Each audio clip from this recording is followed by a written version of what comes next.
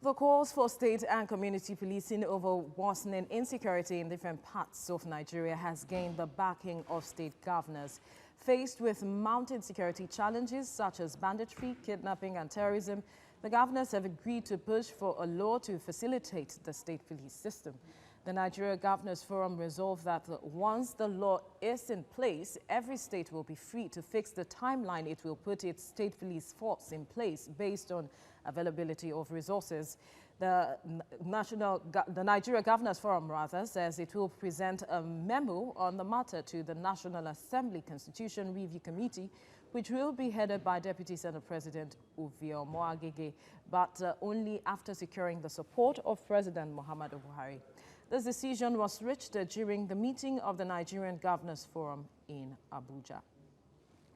Well, joining us now is public affairs analyst Ziggy Ibe. Thank you for joining us on TVC Breakfast. Thank you. My pleasure being here. Now, what do you make of governors? Because there's been call for state policing for a long time now, and now we see governors beginning to pan in that direction or turn in that direction. What do you make of their decision to look in that direction, basically? I have no, I wouldn't quarrel with that, but what I quarrel with is the structure. When you say structure? Yeah, as we are now, the state might not have the resources to cater for the financial need of having a police in their list. Okay, currently the federal government is having that in the exclusive list, yeah. And what that means is that once it's devolved, it comes to concurrent or residual. What that means is the state is going to have an autonomy, a full control of the policing in their environment.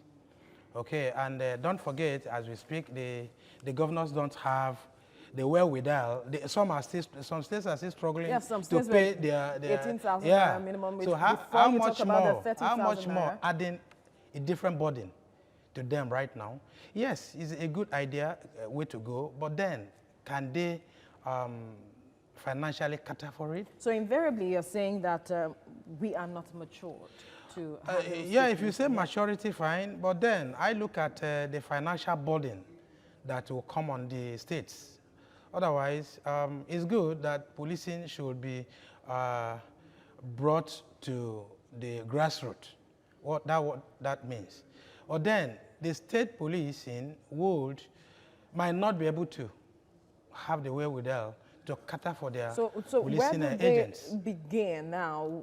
What should be done? Because the security situation in the country is the reason why they are taking this decision. So if they can't fund this state police, as you have said, what would be the way forward? The first thing I think should be done is to train our police and retrain them. Currently, as we have it, the federal is still catering for the police. I have not seen much issues with state being run, the policing being run by the central. I think what we need to do is bring in much needed training, bring in much needed catering for the personnel of the police, okay? Because when they are taken to state, that issue, the issue of catering for their welfares, creating incentive for them to work and all that. And again, the governors too might be lots. You know, currently the governors are struggling with a lot of things.